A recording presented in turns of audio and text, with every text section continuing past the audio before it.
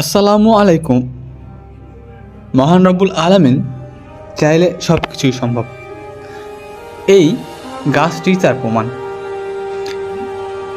এখানে দেখতে পাচ্ছেন যে একটি বড় বট বৃক্ষের মাথার উপরে একটি তালের গাছ। আসলে আপনারা কল্পনায় দ্বিধাদ্বন্দ্বে পড়ে যাবেন যে এই তালের গাছের উপরে বটের গাছ নাকি বটের গাছের মাথায় তালের গাছ, এটা দ্বিধাদ্বন্দ্বের একটা বিষয়।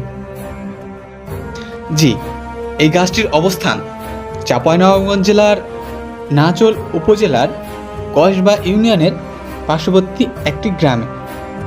গ্রামটির নাম উজিরপুর। এটি রেল লাইনের ধারেই অবস্থিত। গাছটি নিয়ে অনেকেরই জল্পনা কল্পনা রয়েছে।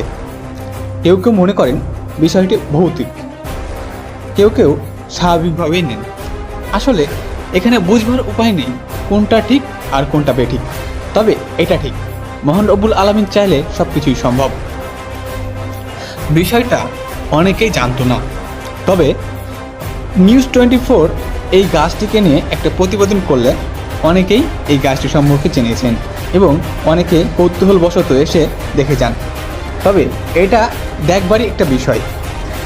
কারো কারো মতে এটি বট গাছের মাথায় অবস্থিত, আবার কেউ কেউ মনে করেন যে না, তালের গাছের ওপরেই বটের গাছটি অবস্থিত।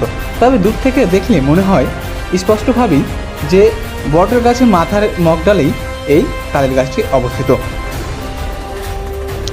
অনেকে বলে থাকেন এই গাছটির এখানে এসে ট্রেন যদি জোরে হুইসেল না দেয় তাহলে নাকি ট্রেন এখানে অটোমেটিকলি থেমে যায়। এটা নাকি একটা ভৌতিক বিষয়, তবে জানি না এটার কতটুকু সত্যতা রয়েছে।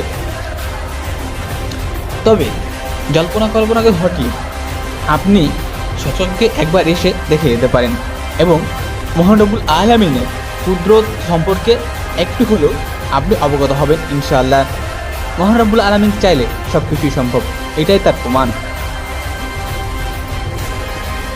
সত্যি এই প্রকৃতিগুলোই মাঝে মাঝে এতটা অদ্ভুত হয়ে ওঠে না, আপনি দ্বিধাদ্বন্দ্বে পড়ে যাবেন। আসলে প্রকৃতি যতটাই সুন্দর, প্রকৃতি মাঝে মাঝে এতটা তীব্র ভয়ঙ্কর রূপ ধারণ করে যে আমরা চাইলেও সেটা পরিবর্তন করতে কখনোই পারি না।